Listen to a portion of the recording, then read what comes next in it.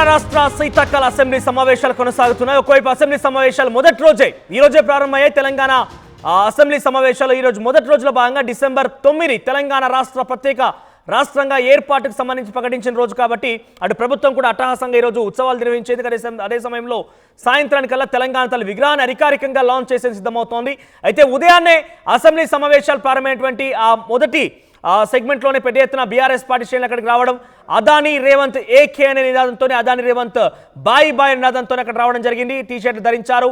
ఆ టీషర్ట్ ధరించినటువంటి సిచ్యువేషన్ని పోలీసులు వారిని టీషర్ట్ ధరించి లోపలికి వెళ్తే అనుమతించలేదు. పెద్ద ఎత్తున హైటెన్షన్ నెలకొని వారందరిని అరెస్ట్ చేశారు. అక్కడికి ఇప్పటికే పోలీస్ స్టేషన్లు కూడా తరలించారు. ఇది ఈ రకంగా ఉంటే మరోవైపుగా తెలంగాణ రాష్ట్ర వ్యాప్తంగా మాజీ సర్పంచులంతా కూడా పెండింగ్ బిల్లుకు సంబంధించి చెల్లింపులు చేపట్టాలంటూ చెల అసెంబ్లీకి పిలుపునిచ్చారు. అసెంబ్లీ ప్రాంగణాన్ని ముట్టడించారు. వేలాదిగా తరలి వచ్చారు సర్పంచులు. అసెంబ్లీ అడ్డుకున్నారు పోలీసులు. ఇరు వర్గాల మధ్య తోపులాట కూడా చోటు చేసుకుంది. ప్రస్తుతం సర్పంచ్ అరెస్ట్ చేశారు పోలీసులు. మరిన్ని అప్డేట్స్ అసెంబ్లీ ప్రాంగణం నుంచి ప్రతినిధి మధు అందుబాటులో ఉన్నారు. మధు, అసెంబ్లీ సమావేశాలు కొనసాగుతున్న నేపథ్యంలో ఉదయాన్నే బీఆర్ఎస్ పార్టీ నాయకులు ఇప్పుడు సర్పంచులు ఒక ఉద్రిక్తత, ఒక యుద్ధ వాతావరణం కనబడుతోంది అసెంబ్లీ ప్రాంగణం మొత్తం కూడా. ప్రజెంట్ సర్పంచులకు సంబంధించి ఏం జరుగుతోంది, ఎటువంటి చర్చలు కొనసాగుతున్నాయి అంటే ఆల్రెడీ డిమాండ్లకు సంబంధించి పరిష్కారం చేయాలని చెప్పి గతంలో అనేక మార్లు నిరసన వ్యక్తం చేసినప్పటికీ అటు మంత్రివర్గంలో ఉన్నటువంటి కీలకమైన వ్యక్తులు కానివ్వండి, ముఖ్యమంత్రి కూడా స్పందించారు. తాజాగా మరోసారి అసెంబ్లీ ముట్టడి కార్యక్రమం ఎలా జరుగుతోంది, ప్రజెంట్ అక్కడ సిచ్యువేషన్ ఏంటి? నిజంగానే అసెంబ్లీ మొదటి రోజే కాస్త ఉద్రిక్త పరిస్థితులు నెలకొన్నాయి అసెంబ్లీ పరిసర ప్రాంగాల్లో. ఒకవైపు బీఆర్ఎస్, ఒకవైపు బీజేపీ, మరోవైపు ఇటు మాజీ సర్పంచ్లకు సంబంధించినటువంటి జేఏసీ పిలుపు మేరకు అసెంబ్లీ ముట్టడి కార్యక్రమానికి పిలుపునిచ్చారు. మనం గతంలోనే చూసాము, 2 రోజుల క్రితమే పిలుపునిచ్చారు. నిన్ననే ఎవరెవరు ఎక్కడున్నారు అనేటువంటిది పోలీసులు ఐడెంటిఫై చేశారు. దాదాపు ఎక్కువ శాతం మందిని పోలీసులు హౌస్ అరెస్ట్ చేశారు, అదుపులోకి తీసుకున్నారు, స్థానికంగా ఉన్నటువంటి పోలీస్ స్టేషన్లకు తరలించారు. అయినా పోలీసుల నిఘా నుంచి తప్పించుకున్నటువంటి మాజీ సర్పంచ్లు మొత్తానికి అసెంబ్లీ ప్రాంగణానికి చేరుకున్నారు. గేటు వరకు వచ్చారు, అక్కడ ఆందోళన చేశారు. వారి డిమాండ్స్ గతంలో ఉన్నటువంటి పెండింగ్ బిల్లులు 2019వ సంవత్సరం నుంచి 2024 వరకు రావాల్సినటువంటి పెండింగ్ బిల్లులను వెంటనే చెల్లించాలి అనేటువంటి డిమాండ్ చేస్తూ ఉన్నారు.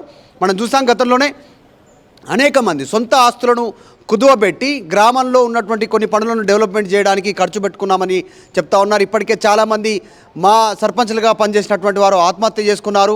కొంతమంది అకాల మరణం చెందినటువంటి పరిస్థితి, కొంతమంది ఉన్న ఆస్తులు అమ్ముకున్నటువంటి సిచ్యువేషన్. సో వారందరూ రోడ్డుపైకి వచ్చాం. సర్పంచ్లు అయినప్పటికీ కూడా ఈరోజు రోడ్డు మీద ఉన్నటువంటి పరిస్థితి. కొద్దిమంది సర్పంచ్లుగా చేసిన వారు ఈరోజు సెక్యూరిటీ గార్డ్గా పనిచేసుకుంటున్నారు, కొద్దిమంది కూలీలకు వెళ్తూ ఉన్నారు, కొద్దిమంది వేరే ఉద్యోగాలు చేస్తూ ఉన్నటువంటి సిచ్యువేషన్ కనిపిస్తుంది. దానికి ప్రధాన కారణం ప్రభుత్వం చెల్లించాల్సినటువంటి బకాయిలు చెల్లించకపోవడమే అనేటువంటిది ఆగ్రహంగా ఉన్నారు. వారి డిమాండ్లను వెంటనే పరిష్కరించాలి, వచ్చేటువంటి స్థానిక సంస్థల నోటిఫికేషన్ కంటే ముందుగానే మాకు ఇవ్వాల్సినటువంటి బకాయిలన్నీ వెంటనే చెల్లించాలి అనేటువంటిది మాజీ సర్పంచ్ల జేఏసీ డిమాండ్ చేస్తూ ఉన్నారు.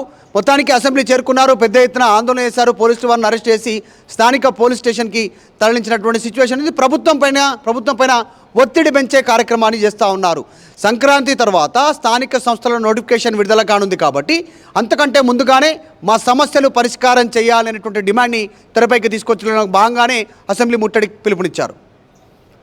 సో ప్రజెంట్ అసెంబ్లీ ప్రాంగణం మొత్తం కూడా పోలీసులకు సంబంధించి పెద్ద ఎత్తున పహారా కొనసాగింది. ఎందుకంటే ఒకవైపు సర్పంచ్లకు సంబంధించి నిరసన వ్యక్తం చేయడం, ఉదయాన్నే బీఆర్ఎస్ పార్టీకి సంబంధించి ఆందోళన వ్యక్తం చేయడం, ఒకవైపుగా 2 రోజుల క్రితమే మావోయిస్టులు తెలంగాణ రాష్ట్ర బంద్ కూడా పిలుపునిచ్చారు. ఇటువంటి సిచ్యువేషన్లో అసెంబ్లీ సమావేశాలు కొనసాగుతున్నాయి. సో కాంగ్రెస్ పార్టీ ఎటువంటి నిర్ణయం తీసుకునే అవకాశం ఉంది? సర్పంచ్లకు సంబంధించిన విషయంలో కావచ్చు, లేదంటే తెలంగాణ తల్లి విగ్రహావిష్కరణ విషయంలో బీఆర్ఎస్ పార్టీ చేసేటువంటి రాద్ధాంతం కావచ్చు, ఇవన్నీ ఎలా తీసుకునే అవకాశం ఉంది? ఈరోజు ఇంకా ఎటువంటి చర్చలు కొనసాగే అవకాశం, ముఖ్యంగా ప్రభుత్వ పరంగా ఎటువంటి నిర్ణయాలు తీసుకోబోతున్నారు?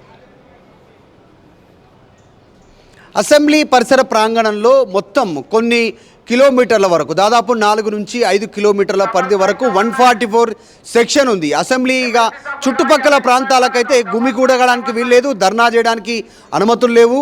గుంపులుగా వస్తే పోలీసులు వెంటనే అరెస్ట్ చేయడానికి పెద్ద ఎత్తున బారికేడ్స్, పోలీసు బలగాలు సిద్ధంగా ఉన్నాయి. దాంతోపాటు ఈరోజు నిజంగానే అసెంబ్లీ వాయిదా పడిన తర్వాత ఈరోజు తెలంగాణ తల్లి కాంగ్రెస్ కొత్త విగ్రహాన్ని ఆవిష్కరణ చేయనుంది. సెక్రటరియట్లో భాగంగా 16 ఫీట్లకి సంబంధించినటువంటి విగ్రహాన్ని అక్కడ భారీ ఎత్తున భద్రతా ఏర్పాట్లు చేశారు.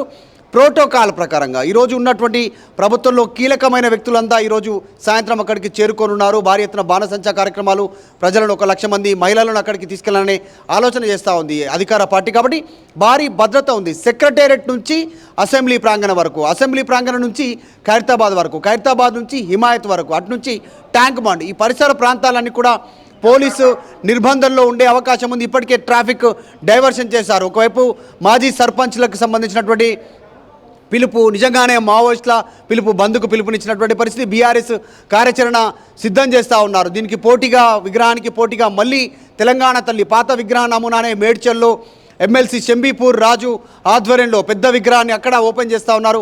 బీఆర్ఎస్ అంతా అక్కడ షెడ్యూల్ ఫిక్స్ చేస్తూ ఉంది. సో ఎలాంటి అవాంఛనీయ సంఘటనలు జరగకుండా భారీగా పోలీసు భద్రత ఏర్పాటైతే ఉన్నాయి. కానీ అయినప్పటికీ కూడా ఇంత పోలీసు నిర్బంధం ఉన్నా, ఇంత పెద్ద పోలీసు బలగాలు ఉన్నప్పటికీ కూడా మాజీ సర్పంచులు అసెంబ్లీ గేటును తాకే ప్రయత్నం చేశారు. అసెంబ్లీ ప్రాంగణంలోకి ఎంట్రీ అయ్యారు. 144 సెక్షన్ ఉన్నప్పటికీ కూడా. సో చూడాలి ఏం జరుగుతుందో. ఇంకా రానున్నటువంటి రోజుల్లో, ఈరోజు మొదటి రోజు అసెంబ్లీ, రానున్న రోజుల్లో అసెంబ్లీ నిర్వహణ సమయంలో మరిన్ని ఆందోళనలు ఉండే అవకాశం ఉంది. రైట్ మధు. సో మొత్తం మీద తెలంగాణ రాష్ట్ర శీతాకాల అసెంబ్లీ సమావేశాలకు సంబంధించి మొదటి రోజే ఒక హై టెన్షన్ నెలకొంది. అసెంబ్లీ ప్రాంగణం చుట్టుముట్టు సుమారుగా 4-5 కిలోమీటర్ల వరకు కూడా 144 సెక్షన్ అమల్లో అయితే ఉంది. ఉదయం నుంచి కూడా బీఆర్ఎస్ పార్టీ శ్రేణులు పెద్ద ఎత్తున అక్కడికి చేరుకున్నారు. తమ ఒంటి పైన వేసుకున్న టీ షర్ట్ పైన రేవంత్ అదానీ బాయ్ బాయ్ అనే ఒక స్టిక్కర్ని అంటించుకున్నారు. ఈ నేపథ్యంలో అసెంబ్లీ ప్రాంగణం లోపలికి వెళ్లేందుకు పోలీసులు నిరాకరించారు. ఈ నేపథ్యంలో ఒకసారిగా ఉద్రిక్తత చోటు చేసుకుంది. వారంతా అక్కడ ఒక రకంగా నిరసన వ్యక్తం చేయడంతో వారందరూ కూడా అరెస్ట్ చేసి స్టేషన్ తరలించారు. మరలా మరొక ముందే మరోవైపుగా మాజీ సర్పంచ్ ఎక్కడి నుంచి వచ్చారేమో కానీ ఉన్న పలంగా సడన్ గా వచ్చి అసెంబ్లీ గేటును తాకారు.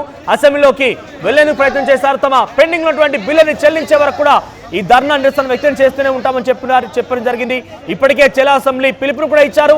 అయితే ముందస్తుగానే వారిని హౌస్ అరెస్ట్ చేయడం, ఎక్కడెక్కడ నిర్వహించే ప్రయత్నం చేసినప్పటికీ హైదరాబాద్ రాజధానికి చేరుకొని అసెంబ్లీ ప్రాంగణం వద్దకు చేరుకున్నారంటే ఇంతటి హై టెన్షన్ వాతావరణం, ఇంతటి భారీ పోలీస్ బందోబస్తు మధ్య మాజీ సర్పంచ్ అక్కడికి చేరుకొని అసెంబ్లీ గేట్ తాకడంతో మరోసారి హైలైట్ నెలకొంది. అసెంబ్లీ ప్రాంగణంలో మరోసారి ఉద్రిక్తత వాతావరణం నెలకొని నేపథ్యంలోనే సర్పంచ్ అందరినీ అరెస్ట్ చేశారు. పోలీసు వారందరూ కూడా ఆ స్టేషన్ తరలించే ప్రయత్నం చేశారు.